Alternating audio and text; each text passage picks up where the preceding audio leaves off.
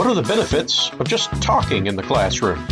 This week on Back Porch Education Podcast, I talk with a longtime proponent of the seminar. Join me in talking with John Donohue about the modern seminar. Well, welcome back to the podcast. Back Porch Education Podcast is happy to have a guest today, someone I have worked with and known now for several years. His name is John Donohue, and he has somewhat of a unique perspective to bring to our topic today. I want to talk about what I do on a daily basis and what he does on a regular basis, which is lead young people through the great conversation of the great books using the methodology of seminar in class and thesis writing or paper writing about that experience outside of class. And every year my seniors go through this. I'm actually using the program that John put in place at my high school. He has moved to another school now, and I'll let him tell you about that in a few minutes. But we have the opportunity to speak with John today about his many years' experience using both the thesis paper and the seminar Socratic methodology format in class. So, John, welcome to the program. Why don't you just catch us up on what it is that you do and where you've been and where you see yourself heading. Thank you, Steve. It's great to be here, and thank you for the invitation to talk about Socratic method and the great books. I've been in Catholic education, private independent education for almost 38 years now, in the past 15 years as an administrator. But I taught I went to a great books program, a small liberal arts college that had a great books program and undergrad, and the curriculum was selected from the great books that Mortimer J. Adler put together, and some additional books besides. Some of the faculty members that I learned under were from a well-known great book school, St. John's. The school I attended was actually a Catholic school, so we had an opportunity to read John Henry Newman's idea of a university and the value of theology being a piece of that. So that was my undergraduate experience. I did go to do some graduate work in political philosophy at Boston College, and actually that was a very similar kind of program. We read original source material. There were small classes, we wrote papers, and we engaged in dialogue, in discussion.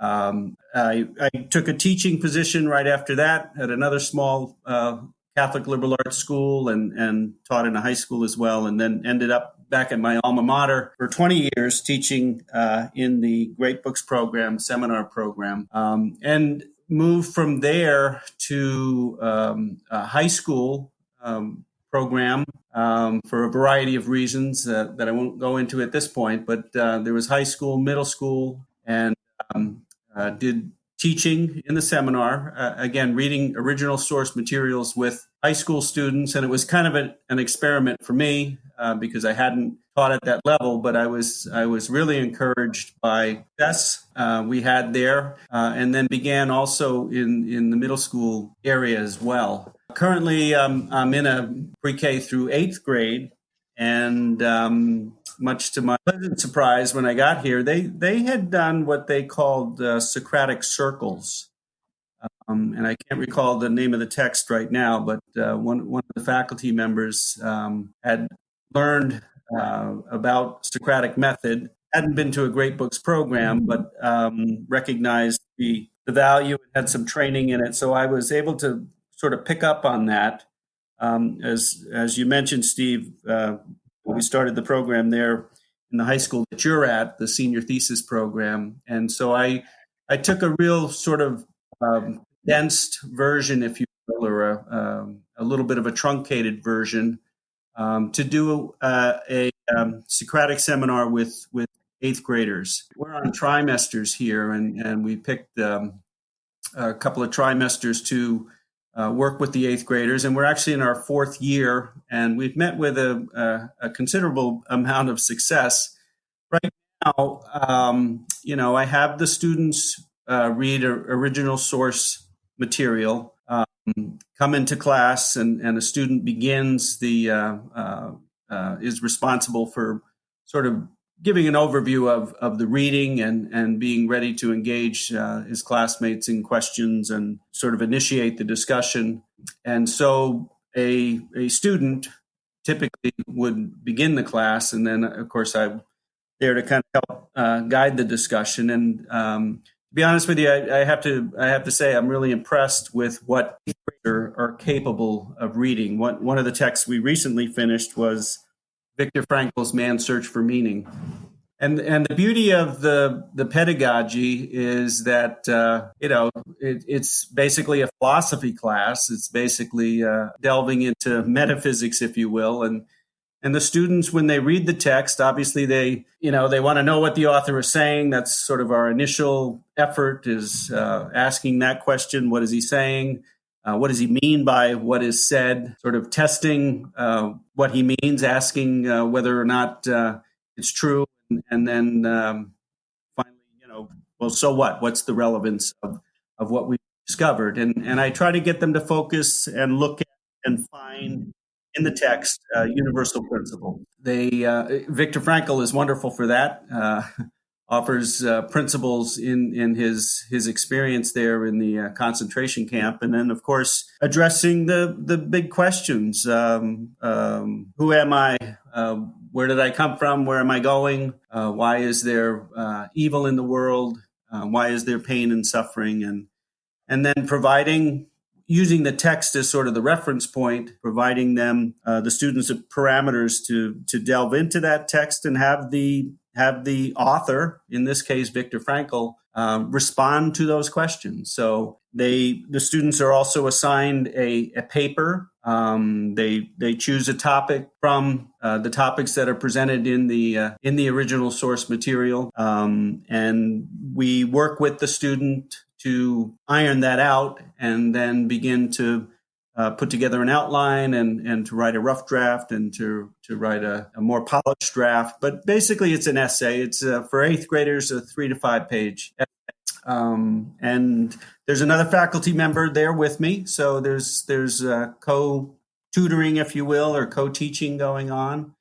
And just having the students really experience the value of engaging in dialogue and actually identifying and articulating universal principles that are present there. And of course, very often those principles and experiences challenge our own opinions, which is sort of a central Socratic focus, is to recognize what your opinions are and to challenge those opinions. And if you provide an objective reference point, in this case, the text, Viktor Frankl, then they can use that as a reference point to challenge their own opinion. So it certainly is a philosophical approach, and if I tell the students, if there is a bias, if we have a bias, basically it would be that there is truth, it can be known, and it does matter. So that's pretty much what we're attempting to do. And as I said, I'm pleased to say that eighth graders are far more adept at that than what people might believe. Yeah, Jason and I on the podcast regularly talk about the one of the problems that we see in modern education is an underselling of the student. That we have this horrible habit of dumbing things down to what we think they can handle, rather than calling them up to what perhaps they can at the moment handle. But with the right amount of coaching and modeling and help, they can rise, instead of us feeling like we always have to scaffold it down to their. You don't want to talk over their head, but you want to talk That's right. at hair level That's right. rather than navel level, maybe is the way to put it. Well, that's correct. I mean, we can talk about epistemology and etymology of terms and metaphysics and so forth. And I mean, we don't have to get too involved in that, but that's actually what they're doing. I mean, they're delving into anthropology and trying to understand human nature. And my thought there is that, as much as I'd like to give them a philosophy course and a metaphysics course in metaphysics and so forth, I think at this age, what is more important than that is the experience. So it's more of an experiential thing where, oh, gee, I can engage in dialogue with these other people. There is an objective reference point that can be utilized to challenge what I think, and then we can arrive at some conclusion or come to some determination. And I think as they experience that, then they say, hey, this is this is something that I can do and something that's valuable and beneficial. So it's been a good experience. Well, I'm a big fan of coaching and modeling, of quote unquote teaching the student to fish rather than just handing them fish. And I know Adler in his Paideia proposal put forth this notion of intellectual coaching, and that's really the most substantive, or I think he even used the term permanent thing that you can impart to a student. They're going to forget a lot of what you told them, but if you help them learn to learn, that's something that's going to stick with them the rest of their life. And so I think the value of the Great Books program is that they are looking at excellent models, right? When we for instance, go through a rather short discussion of Thomas Aquinas's section of the Summa on law, and right. Aquinas is just marvelous at modeling for them how to deal with both sides of an issue, how to move logically through very deep waters, and all along the way we do Frankel, we do a bunch of books, and they get to interact with these minds and see modeled for them how philosophy's done while they're still young, while they can still, so to speak, have the muscles of their mind formed correctly in the gymnasium that we're putting them in. And I think that's a big deal, that at a very young age, at the level of eighth grade, I've tried it with fifth graders. It was not near as successful as it would be with eighth graders. And yet I find by the time you hit them in high school, and I've had this experience up at college level, the mind starts to think it knows how to think and becomes resistant to being molded. Yeah. And yes. So I think there's something about, I don't think you can do a seminar with kindergartners, but once the basics of, so to speak, the trivium, how to form words and thoughts has begun, the quicker you can get them into heavy lifting, so to speak, the quicker those mental muscles will develop. Absolutely. I'm often reminded of the principle that Aristotle posited, that we learn first through imitation, and that we actually delight in it.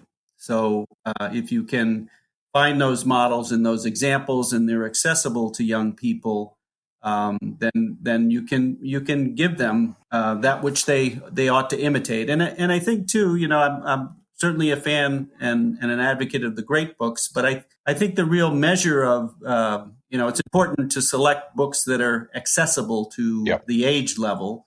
But I think what you really want is a what I would term a master of orderly thought, and certainly one of the questions out of the Summa is a great example of a master of orderly thought, as is take one of the Federalist Papers.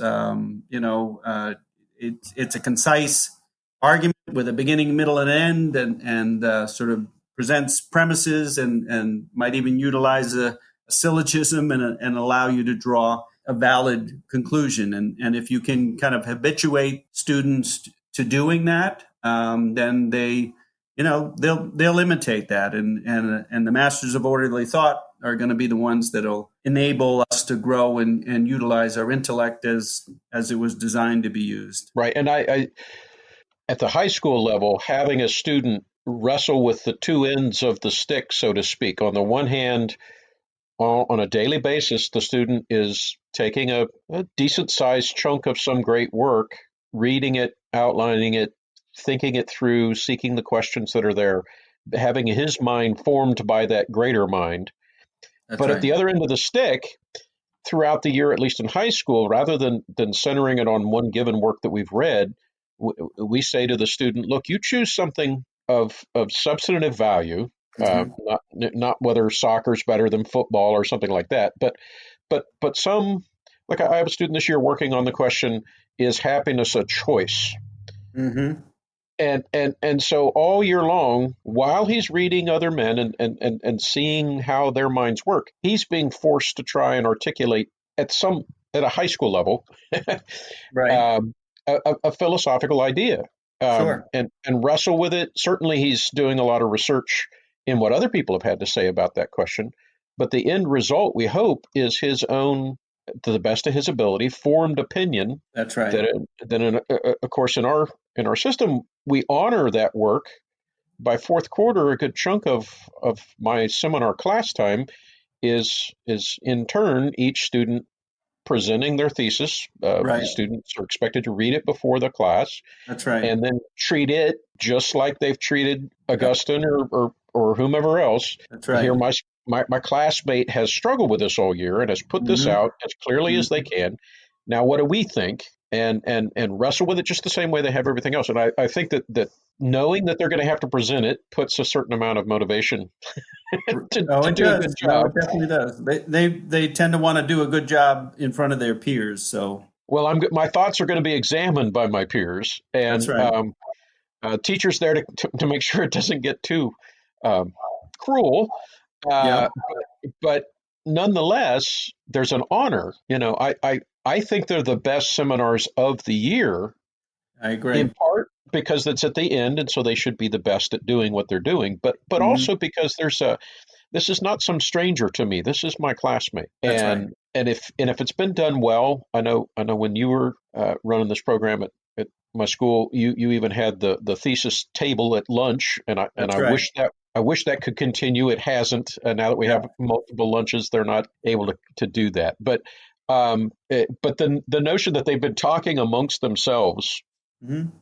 about their ideas for Right. an extended period of time. This is a big deal to me as I see many of these kids are not used to thinking about a thought for more than 3 or 4 minutes. Hmm. And now we've upped it to 40 minutes, 45 minutes if we're Yeah. going the whole period. I'm doing an hour and 15 minutes with eighth graders right now, and it seems like an awful long time, but it can be done. And really, what you're habituating them to is what I would call sustained rational discourse. Yes. Yep. And the And sustain seems to be the hardest part. well, it does, but the other thing about the selection of the topic, certainly it needs to have some profundity to it and so forth. But I always remind the kids, choose something that you're interested in, and if you're writing a paper over the course of the year, you want to choose something you can fall in love with. Yeah. Yeah. And There's if nothing worse than being stuck with a topic that becomes uninteresting to you after a few days of consideration. So, That's right. If it's an area of discovery that you can actually fall in love with, beauty in some aspect of music or the visual arts and whatnot, then that's something that you ought to pursue. And then that if I'm pursuing a topic that I do love, in all likelihood, I'm going to be right there to the very end and be interested in what I'm doing and have some passion and so forth. The other, I'm thinking back of some of the students in your school that had done some papers. I remember one year a student asking, "Well, can we do something that we've never done before?" yeah. I said, "Oh, by all means, right? Something that you've always thought you'd like to delve into, and you've never had the opportunity. Here's your opportunity." So those were the best conversations that you had all year long. Was when you got to the end, and the students were actually reading each other's papers. And the benefit I would always tell them, we actually have the author here at the table, so we can really delve into these questions, and you can find out what kinds of challenges they met along the way. And I've seen students change their mind, Right. start out on one side of an issue, and then come back kind of pleading, can I please change my thesis? Well, I don't Hmm. want it to be changed in subject matter, but if you mean I've studied and thought and now don't agree with what my thesis was, I'm taking the other side. Right. You now have a choice. You can go That's right. ahead and Hmm. and continue, or you can jump to the other side. But in the Hmm. end, probably at your age, if it's really something you're passionate about, there's the good chance Hmm. that in big or small ways, your mind's going to be changing or growing or reaching a better understanding about this the rest of your life. So, Right. That's right. And if you're pursuing something that's truly transcendent and in the realm of the true or the good or the beautiful. It's a reality that already exists, and you're on a journey of discovery. So you might set out on the journey in one direction and then discover that this reality that I'm encountering is drawing me in another direction. So that would certainly be justification for modifying or shifting your topic as you proceed. So I'm going to move our conversation to a side that I think is important for the notion of a podcast, but isn't always my favorite thing to come across, which is objections to what you and I are doing. I know, especially as an administrator, you probably get an earful from time to time about various arguments against this, that it's a poor use of instructional time, or that it's outdated. You know, sure, the thesis was a great idea back in the 1800s or whatnot, but we're in the technological age and so on. Maybe just discuss with me some of the ones that you've wrestled with and that you feel, you have some sort of a brief reply to. Yeah. And then I'm going to close it up by challenging you to give me just as succinct and positive a defense of why in 2020 the seminar program should still be alive and well, that Socratic teaching is still just as legitimate now as it was in Socrates' time. Mm-hmm. Well, as you were talking about that, what was kind of coming to my mind, an objection would be, right, who has time, given the cost of education, particularly as you get into the higher secondary, post-secondary education, nobody has time to spend pursuing these great questions. One thing I used to say to the high school kids when I was there was, I want your education to be useful. It's important that it is. You need ultimately to take care of yourself and be independent and feed your family and so on and so forth. But I also said to them, if your education is not meaningful, I've failed as an educator. So the utility, and of course, living in America, we want to be practical and always looking at the utilitarian aspect of things. I feel like the utility is going to be addressed by plenty of other institutions in other places, but if we don't give them meaningful, then I think we've really we've shortchanged our students. So that just sort of came to my mind, and of course with the I was fortunate enough to go to 4 years undergrad, great books, great questions, great ideas, reading original source, and it's tough to convince people that they should send or spend 4 years doing that. But where are young people going to get that opportunity?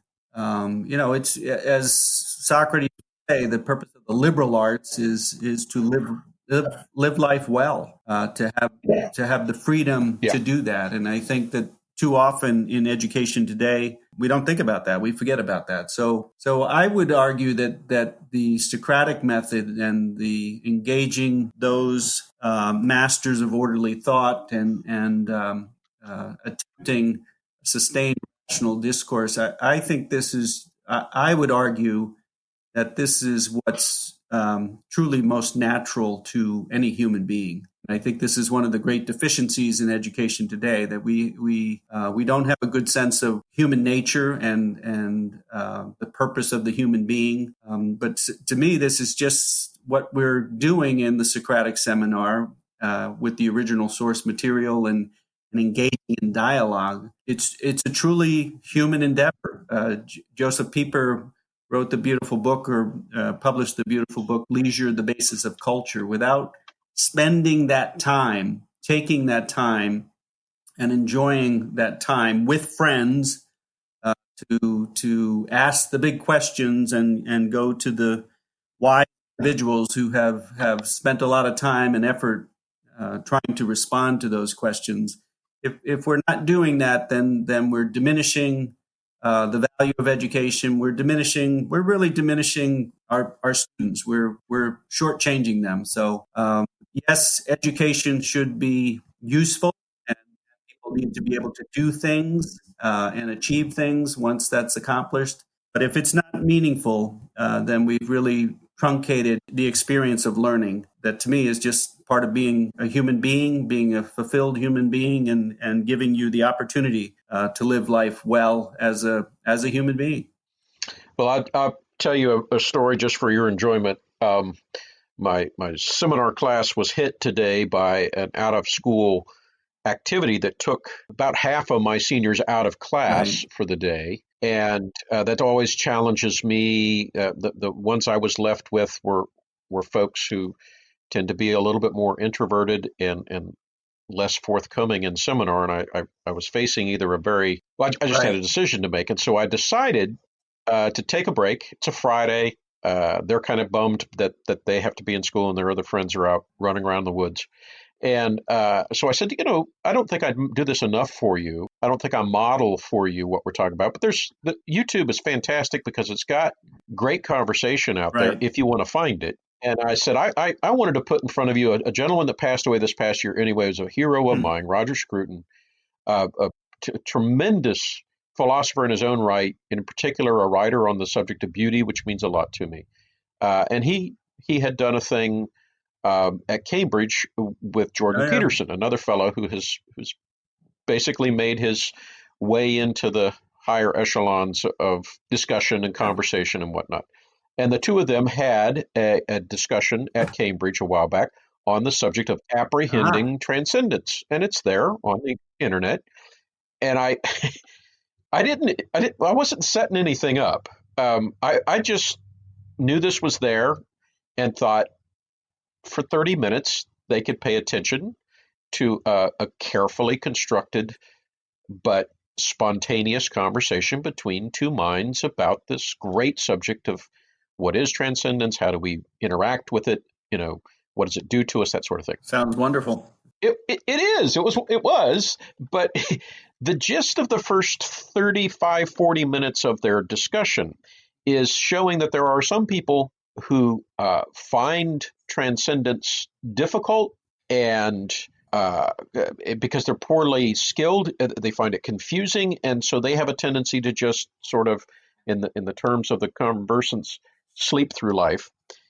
And then there are others who fight up into the transcendent. You can't make it happen. It's a very mystical, mysterious thing. But just observing life and having conversation as often as you can have it, reading good books, etc.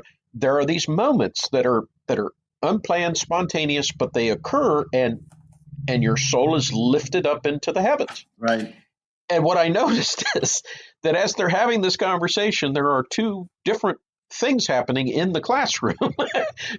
There are a number of young fellows going to sleep, right, and a few others that are leaning forward and really getting into the conversation and are upset when the bell rings. It is a truth, I think, that while all of us are philosophers and all of us yearn for transcendence, we have to be careful in our society to not, as you started out, things sell youth short, that this is just too hard for them. And B, not let them settle for less. That if I get the A or if I pass the class, that's all that there's something, as you said, more meaningful to the school than just the degree or the game of the grades. That's right. And it just sort of, I didn't expect for their conversation to flesh itself out in front of me in my classroom, but it did. So something that's universally true. It reminds me as well as with the eighth graders, we just read today from Alexis de Tocqueville's Democracy in America concerning the philosophical approach of Americans. One of the reasons that we do that is I think Socrates would say it's important to examine your cultural opinions. Yes. We've been habituated as Americans to be industrious and to be practical and to always be useful. And he points out that, in this democratic culture, there's not much time for speculation or speculative thought. And that requires some training, an introduction to it, and then training, and then, hopefully the wonderful experience of encountering the transcendent. And I think once that occurs, then you can step back and let it go, because they're going to be on fire with what they encounter. Yeah, it's there's so many, and I'm not a fisherman, but I've fished enough to know that there's a difference between the sort of theoretical training, here's how you cast and here's how you do things, and then that moment when the bait is struck, That's right? right. And the fish is there, Yeah. and and you're now wrestling with a fish on the line. Right. And that experience is what keeps you coming back. Well, John, I thank you at two levels. One, as an Irishman, I thank you for saving our civilization for us. Oh, you're That's probably welcome. a podcast We're another we're time. we're always ready to But be at service. That's just part of our ethic and part of our nationality. yeah, well, we appreciate that, and also thank you for your life of service in trying to get students to see that there's something higher than just an A, that there's a grade, so to speak, that's beyond report. And that even in the mundane of life, there are moments that can shine for us. I appreciate the moments that our conversation has produced, both today and in our history together, and look forward to more. Great. And again, appreciate you taking some time today to talk to us about something I know is near and dear to you and to me, and we hope will be an ever-growing part of recovery in American education. Right. Well, I would just say ditto back to you, Steve, and thank you for all your effort, and most importantly, thank you for your friendship. Thank you, sir. Backwoods education.